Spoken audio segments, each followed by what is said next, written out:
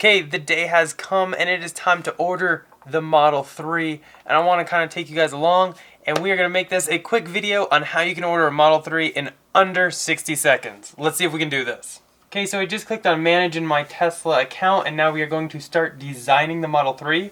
Obviously, first production, blue arrow wheels. Obviously you have to do the long range battery and the rear wheel drive right now. The premium upgrades package, definitely. And we are going to go with enhanced autopilot and wait on full self-driving right now. And here we go. We'll hit order.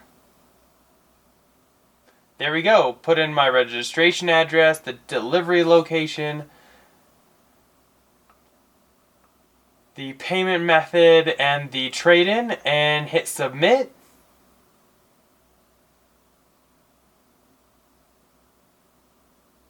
And there we go. Quick and easy, under 60 seconds. I think we just clocked in at under 52 seconds, might I add. We ordered a car that quick. So there's kind of the specs that's arriving, and I'll definitely be telling you a little bit more story on this Model 3 here coming up soon. But for now, I'm going to leave you with this. Let me know what you think.